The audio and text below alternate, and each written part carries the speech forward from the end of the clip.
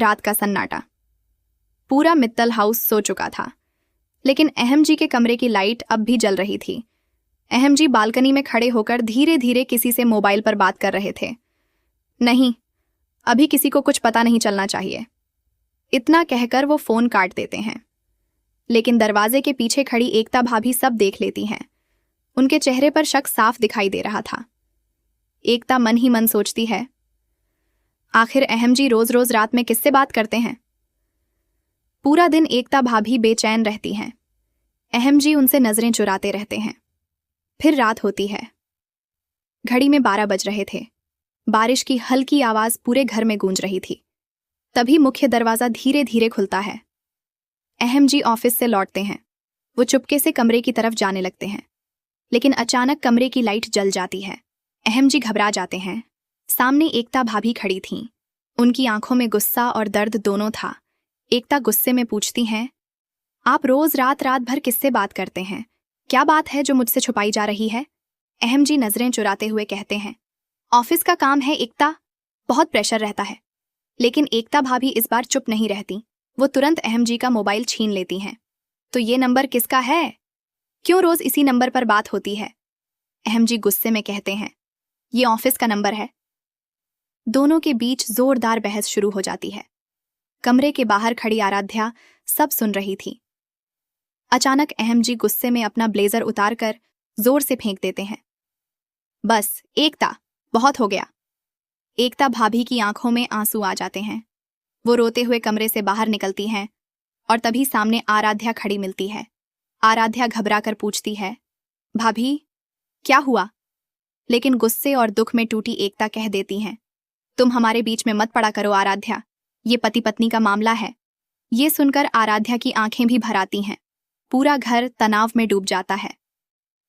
अगली सुबह सभी लोग आंगन में बैठकर नाश्ता कर रहे थे, लेकिन माहौल बिल्कुल शांत था। तभी सीढ़ियों से एकता भाभी नीचे उतरती हैं।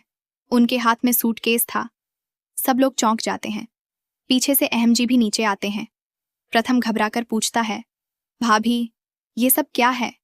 एकता भाभी रोते हुए कहती हैं, मैं कुछ दिनों के लिए अपने मायके जा रही हूं। पूरा परिवार हैरान रह जाता है। उपकार जी गुस्से में पूछते हैं, आखिर हुआ क्या है?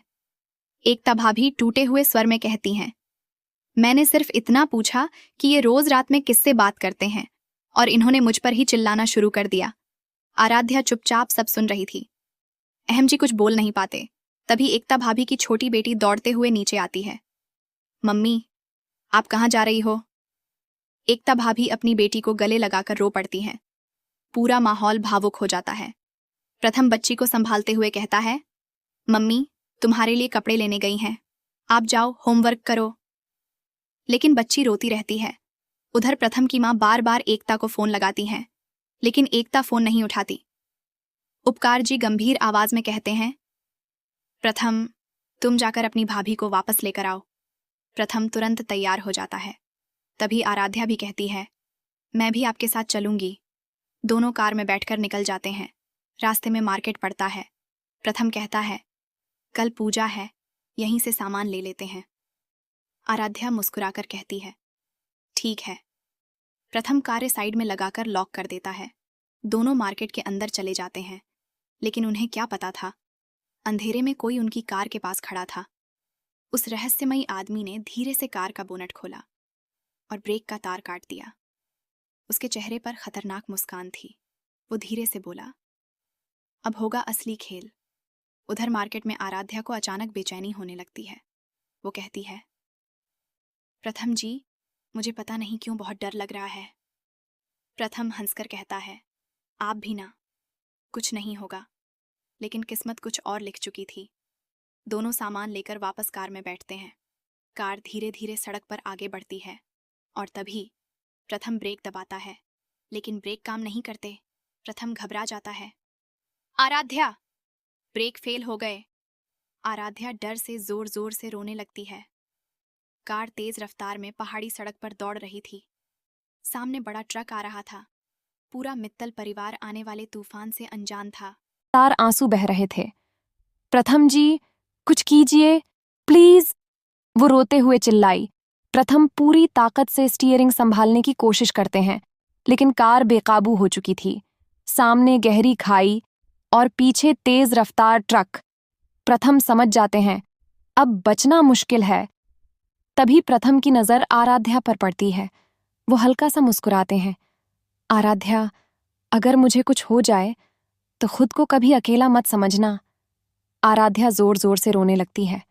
ऐसा मत बोलिए प्रथम जी, हमें कुछ नहीं होगा। तभी कार खाई के किनारे पहुंच जाती है और अगले ही पल धड़ाम, कार रेलिंग तोड़कर नीचे गिर जाती है। चारों तरफ धुआं, कांच टूटने की आवाज और फिर खामोशी। स्क्रीन पूरी ब्लैक हो जाती है। कुछ देर बाद बारिश शुरू हो जाती है। खाई के नीचे टूटी हुई कार पड़ी थी। आराध्या की आंख धीरे धीरे खुलती है। उसके माथे से खून बह रहा था। वो घबरा कर प्रथम को देखती है।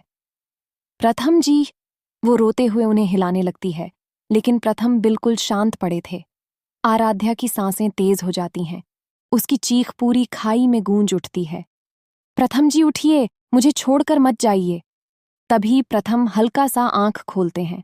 कमजोर आवाज में कहते हैं, आराध्या, तुम ठीक हो ना? आराध्या फूट फूट कर रो पड़ती है। हाँ, मैं ठीक हूं, लेकिन आपको कुछ नहीं होना चाहिए। प्रथम मुश्किल से मुस्कुराते हैं। तुम सुरक्षित हो, बस यही काफी है। इतना कहकर प्रथम बेहोश हो जाते हैं।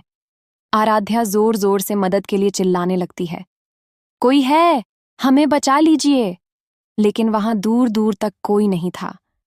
ऊपर सड़क पर एक काली गाड़ी आकर रुकती है। उसमें से 2 नकाबपोश आदमी उतरते हैं। एक आदमी नीचे खाई में देखता है और हंसने लगता है। लगता है काम पूरा हो गया। दूसरा आदमी फोन निकालता है। मालिक, प्रथम और आराध्या का एक्सीडेंट हो गया है।